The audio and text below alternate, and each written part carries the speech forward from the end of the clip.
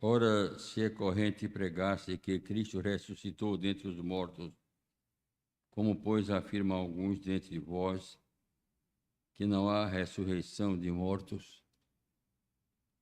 Se não há ressurreição de mortos, então Cristo não ressuscitou. E se Cristo não ressuscitou, é vã a nossa pregação e vã a vossa fé. E somos tidos por falsos testemunhos de Deus, porque temos asseverado contra Deus que ele ressuscitou a Cristo, ao qual ele não ressuscitou, se é certo que os mortos não ressuscitam. Como eu disse no início, meus irmãos, o nosso culto desta manhã começa no Calvário e até antes, com todo o sofrimento do Mestre, e vai até o brado da ressurreição. Algumas vidas são marcadas por coisas extraordinárias, por feitos maravilhosos que realizaram. Outras vidas são marcadas porque são manchadas por coisas indevidas que realizaram. Existe um texto na palavra de Deus de um homem que não aparece realizando muita coisa.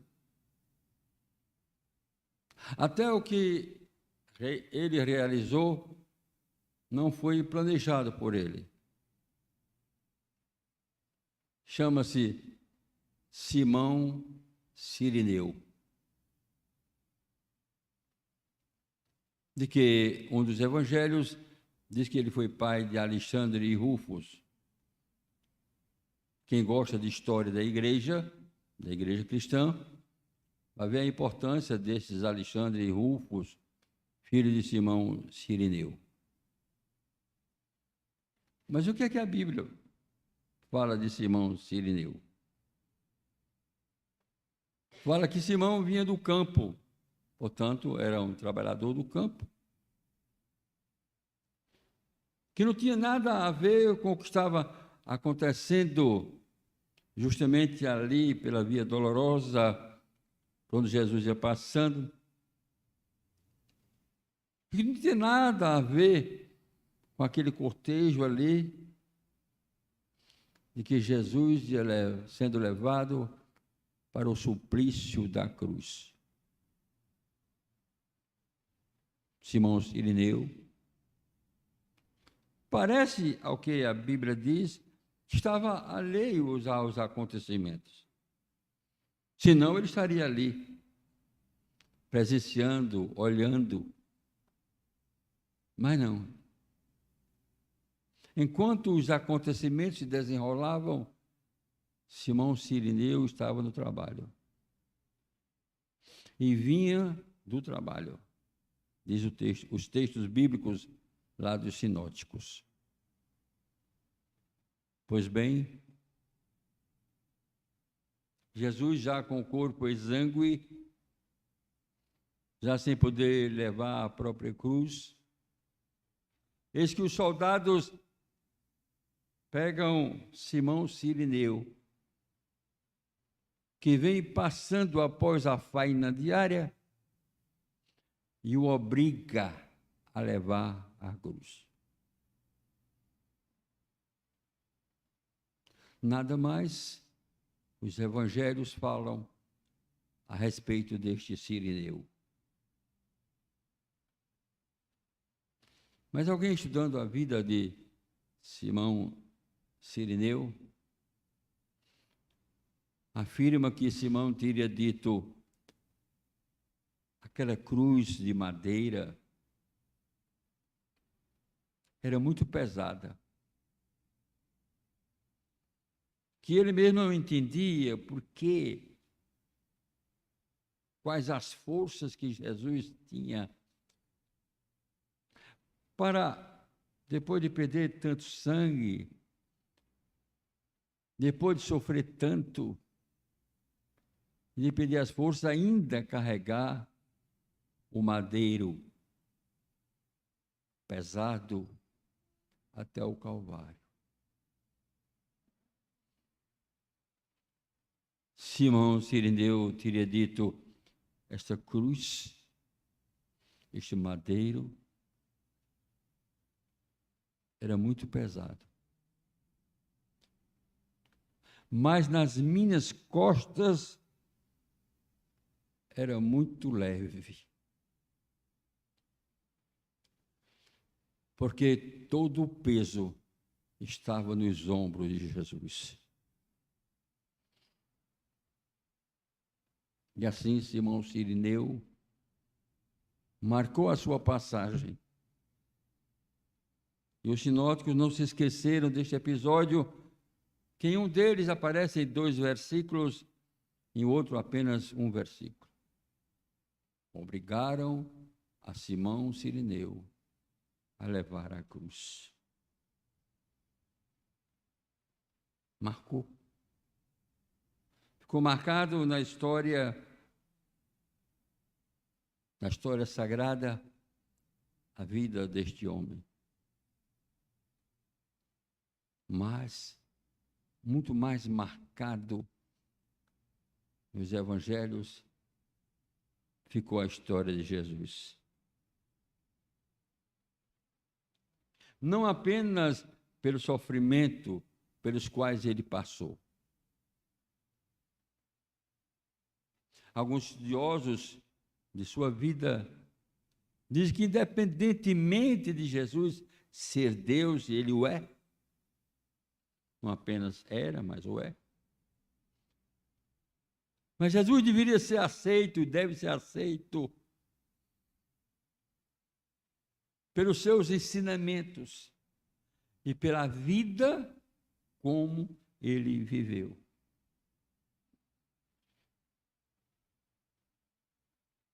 Um deles, por exemplo, que fala sobre o Jesus histórico, e não está se importando com o Jesus divino, mas com o Jesus da história.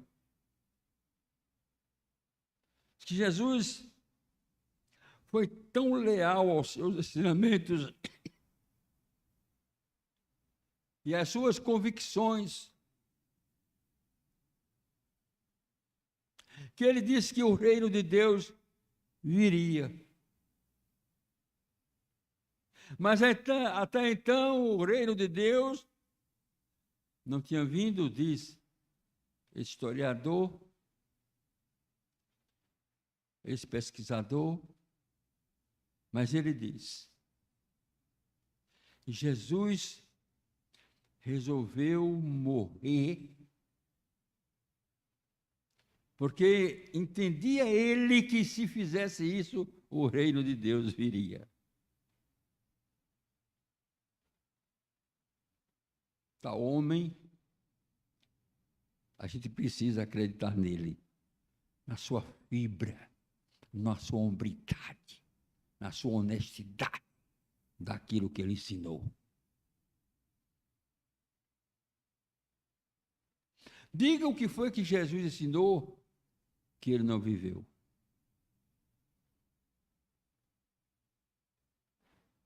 Pesquisem, especialmente nos evangelhos, o que foi que ele ensinou que ele não viveu.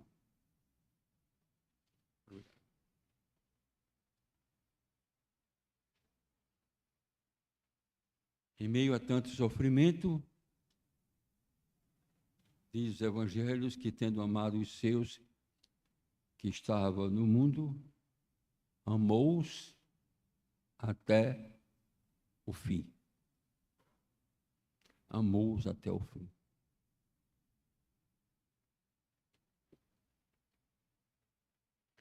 Jesus nunca pregou uma coisa e viveu outra. Nunca.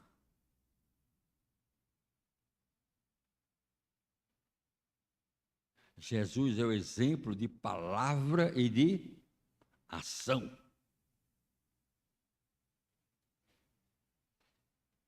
A célebre lição do lava-pés, ele diz: eu vos dei o exemplo. Eu vos dei o exemplo. Nossa vida deve ser marcada por exemplos que nós damos. E aí, depende de como são os seus exemplos, sua vida fica marcada.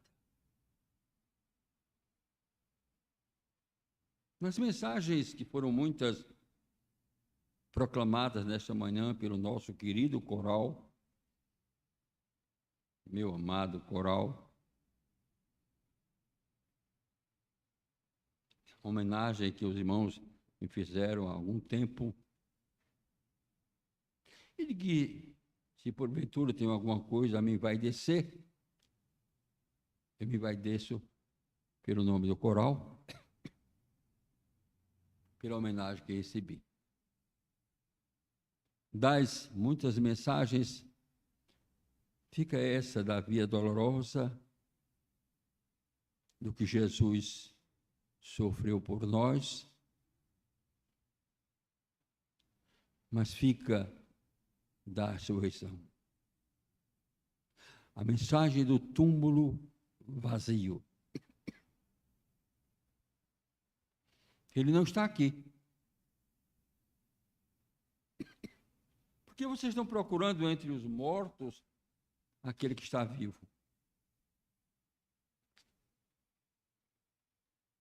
Vocês não vão encontrar. Não há como encontrar entre os mortos quem está vivo.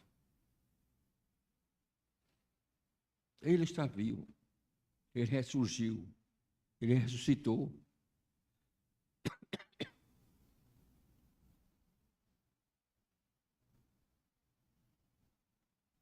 Os irmãos me perdoem, que às vezes a garganta está falhando, mas existem alguns motivos que vocês não sabem, talvez os saberão depois, já que a Bíblia diz que nada é escondido que não venha a ser revelado. Futuro.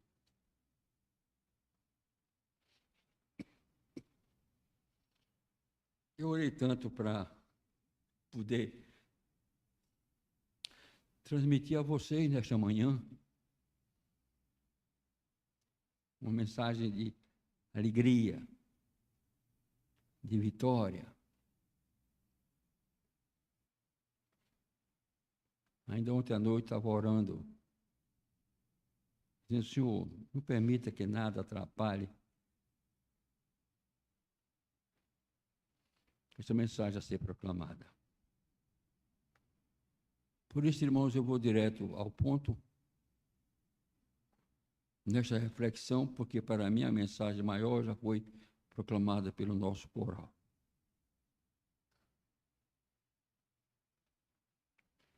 E não devo eu estar trazendo para os irmãos coisas que me entristecem. Nem vida pessoal, nem saúde da família, nem coisa dessa natureza.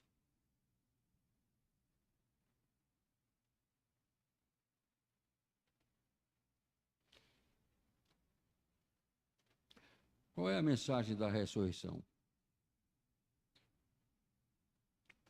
A ressurreição nos fala, entre muitas coisas, de três que eu quero trazer para nós. A ressurreição transforma a aparente derrota em vitória.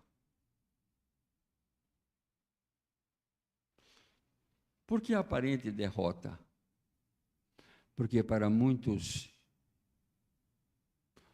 o Cristo morto na cruz foi uma derrota. Não foi para o próprio Cristo. Eu não sei O que Jesus sentiu, eu não sei. Ninguém pode saber. Quando na última ceia, ele olha para os discípulos e diz: eu desejei tanto comemorar essa última Páscoa convosco.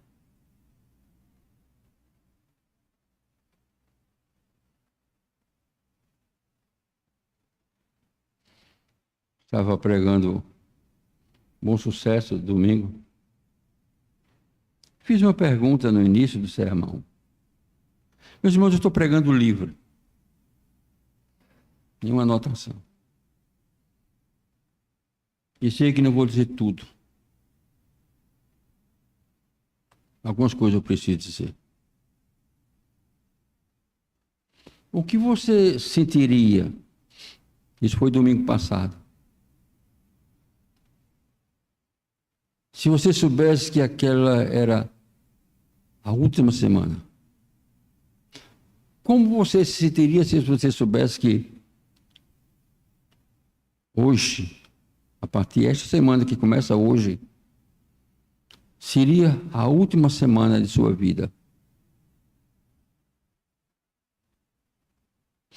O que você sentiria se você tivesse a compreensão mais profunda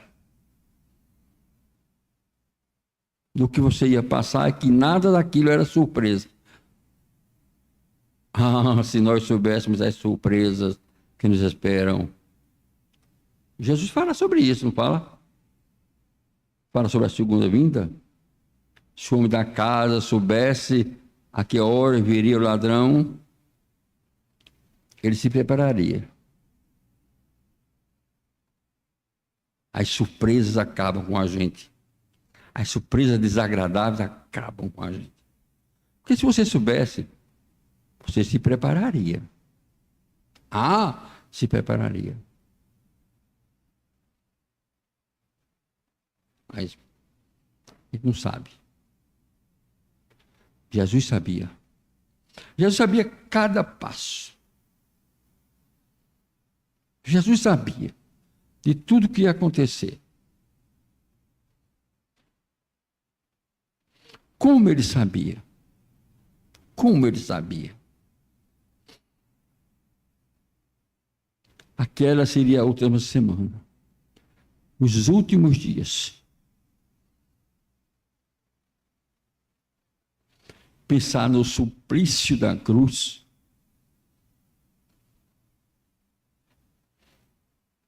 Pensar no que ele passou.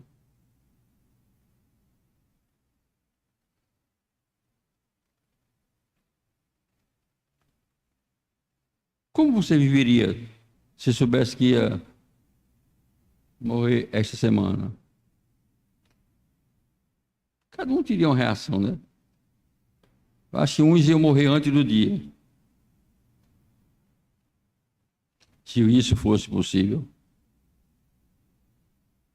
Outros iam dizer, já que eu vou morrer mesmo, vou me esbaldar. Viver. Fazer as coisas que eu nunca fiz. Não vou ter para fazer tudo, não vou ter tempo para fazer tudo, mas alguma coisa vai ter tempo, eu vou fazer. Ou talvez mais estoicos. Pensaria diferente. Talvez alguns dissessem, bom, eu vou me preparar mais espiritualmente.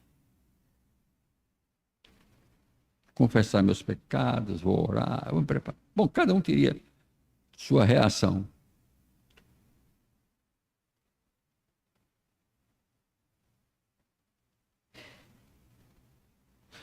Jesus sabia. E o sofrimento maior do mestre foi justamente saber disso.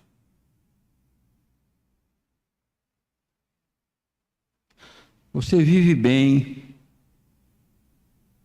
abraça as pessoas, cumprimenta as pessoas, confia nas pessoas. Mas subitamente você vai ao médico, o médico diz: você está com uma doença terminal.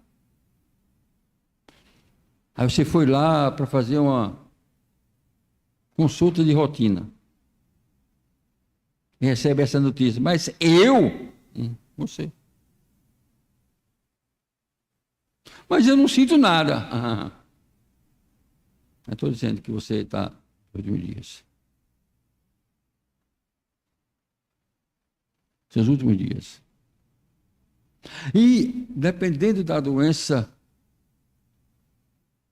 o médico nem vai ter coragem de dizer a você o que você vai passar.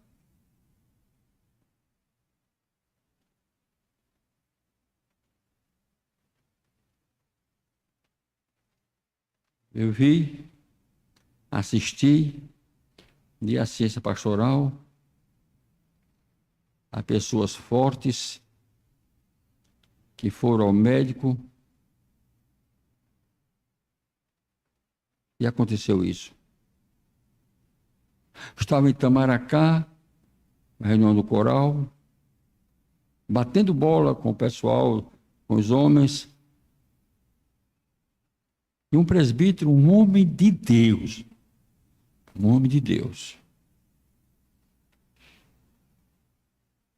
muito alegre, tal, servidor, disposto, assíduo. Aquele presbítero que toda igreja gostaria de ter. De trabalho, de participação, de assiduidade e tal. A gente brincando ali, subitamente ele parou e o que foi que houve, Josafá? Pastor, estou saindo da brincadeira. Me senti mal. Olhei, o que foi que houve, rapaz? Olhei uma manchazinha no olho, manchazinha de sangue. Manchazinha de sangue no olho. E aí ele saiu, também não tinha mais clima, nós também acabamos com a brincadeira ali. Foi no sábado. Na segunda-feira ele veio aqui para Recife, ao hospital, fez exames, e o médico disse: você está com câncer na cabeça. Doutor? É. Ainda tentaram operar, o médico abriu, lá nessa parte dele, mais ou menos que assim, abriu e fechou. Ele disse: 60 dias de vida. Às vezes eu ia à casa desse presbítero, que homem que eu ainda sinto a partida dele. A esposa dele, uma joia de mulher, uma princesa, uma rainha. A gente brincava, ele gostava de brincar xadrez, jogava 2, 3 para xadrez, tomava um cafezinho com biscoito. A partir desse dia, nada mais. Viveu 45 dias. 45 dias.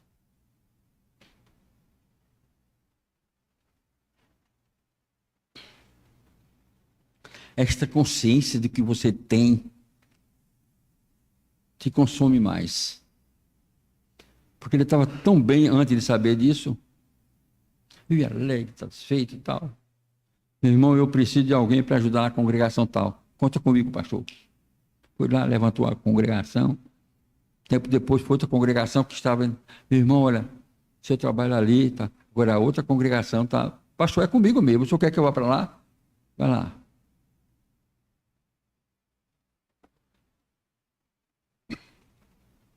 A consciência do que você vai passar, às vezes, te deixa muito pior.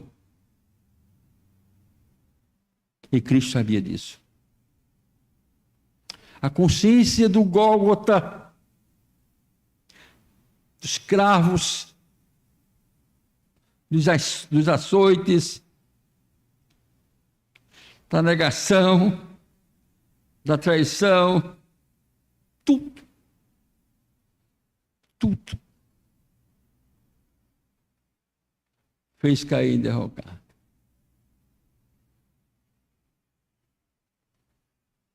Nem água deram, nem água. Tenho sede. Além disso, o diabo, sabendo de que aquela aparente derrota ia ser transformada em vitória, diz: tu não dizes que és filho de Deus? Desce da cruz. Desce. Onde está o teu poder? Onde está? Satanás sabia. Ah, como sabia. Muita coisa que Jesus ia passar, Satanás sabia. Muita coisa. E além disso, ele dizia: desce da cruz e salva-te a ti. Você é Deus. E o próprio Cristo teria dito certa vez: se eu quiser, eu pedirei ao Pai e viria um exército de anjos e me livraria de tudo isso. Ele não fez. Ele não fez por amor a mim. A você, a você, a você, a você. Nós, que a nossa doutrina diz que só merecemos a ira e o castigo de Deus, é o que nós merecemos.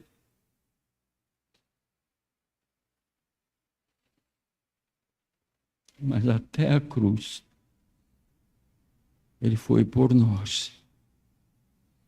E aquilo que seria uma aparente derrota é transformada em vitória com o brado da ressurreição, porque a nossa fé não se firma num Cristo morto, mas num Cristo vivo. Por isso a gente canta: aleluia, ressurgiu. Aleluia, ressurgiu, ele está vivo. A ressurreição transforma a tristeza em alegria. Transforma a tristeza em alegria. Tudo que era de tristeza desaparece ali. Por isso, nós começamos esta celebração nesta manhã dizendo justamente isso. Show tristeza. Nosso Cristo está vivo e vitorioso. A grande mensagem cristã é essa. Ele vive. Se Cristo não ressuscitou, é vã a nossa pregação. É vã a nossa fé. O que nos sustenta como cristãos é a ressurreição do Senhor.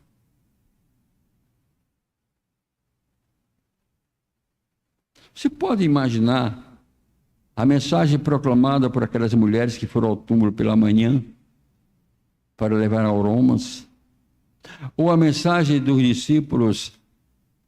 Vocês podem imaginar aqueles 2 discípulos do Senhor no caminho de Emaús, a tristeza que está nos corações deles? Acabou. Acabou. Convivíamos com ele.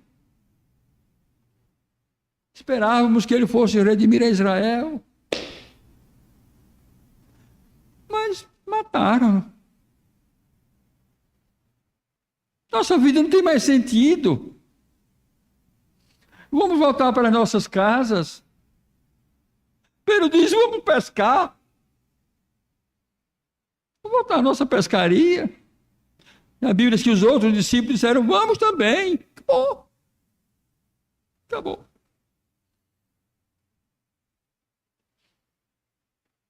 Vocês imaginaram aqueles 2 discípulos do caminho de Emaús, quando um disse ao outro: não ardia o nosso coração quando ele relembrava todas as coisas? Eles voltam proclamando que o Senhor está vivo, que ele é vitorioso. Alegria. Alegria. A ressurreição fala justamente disso. E a terceira coisa que eu quero trazer para vocês é que essa ressurreição, ela transforma a morte em vida. Mas só foi Jesus que morreu na cruz, não. Outro Jesus, a história relata, que foram crucificados também. Sabiam disso?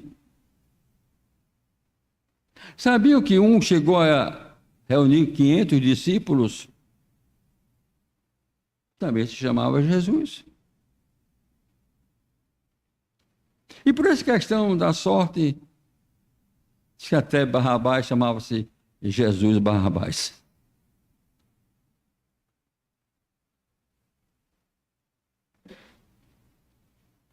Morte. O que é morte? É fim de tudo. O que mais exemplifica a morte é o sono. Quando você dorme, você está dormindo. Você está alheio a tudo. Seu corpo não, mas sua consciência está.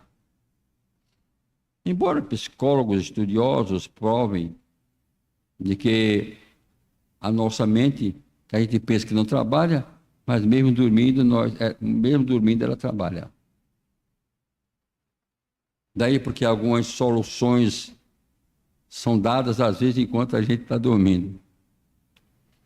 Esta semana, o reverendo João Roberto disse que vai mudar um pouco o ministério dele, porque o ministério dele não é Agostinho Lix, é o ministério matemático, da matemática, porque só aparece problema. Aí ele estava alegre, chega um casal na igreja, alegre, tal, daqui a pouco, volta, disse, eu estou cheio de problema, meu Deus, o ministério agora é o ministério da matemática, só aparece problema.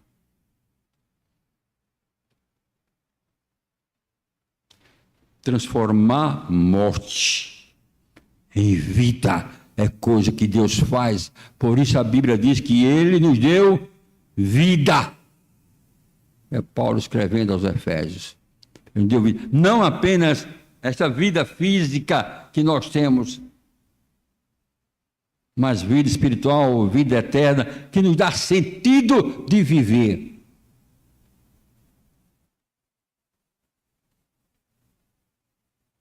Um psicólogo, analisando a respeito das pessoas que têm medo da morte, ele disse: por que as pessoas têm medo de morrer? As pessoas que têm medo de morrer, geralmente são as pessoas que não creem em Deus. Mas por que elas têm medo de morrer se elas não creem em Deus? Porque há uma dúvida na mente delas. E a dúvida é: eu não creio, mas se ele existir,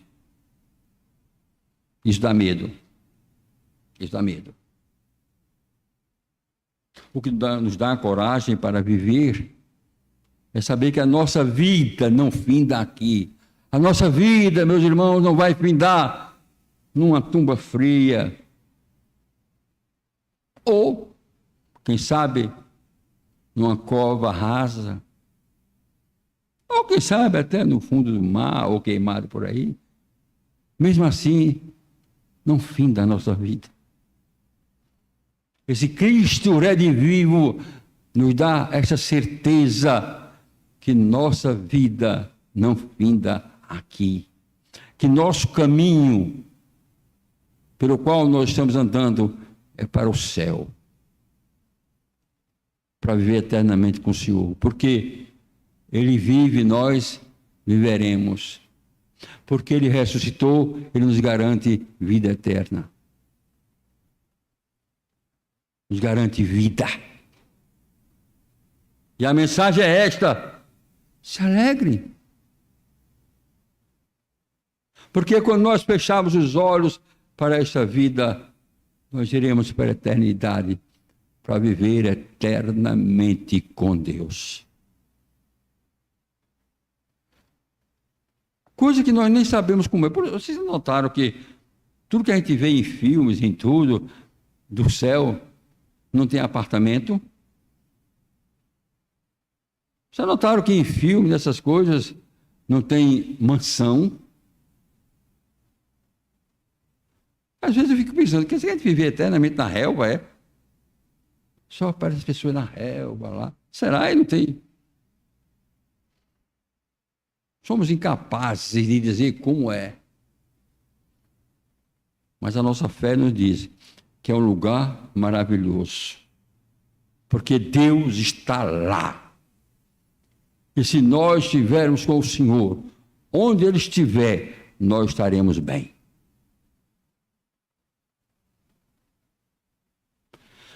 Quero agora amarrar.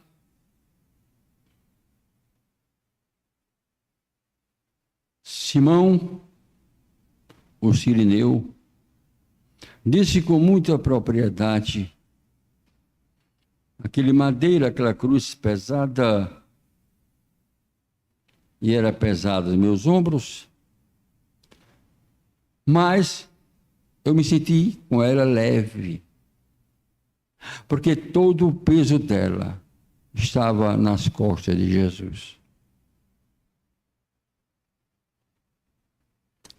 Todo o peso dos nossos pecados, das nossas mazelas, foram pagos por Jesus. Coisa extraordinária. Jesus, que ressuscitou, está redivivo e que transforma aparentemente derrota em vitória, tristeza em alegria, morte em vida. Que Deus nos abençoe. Amém. Diante desta mensagem,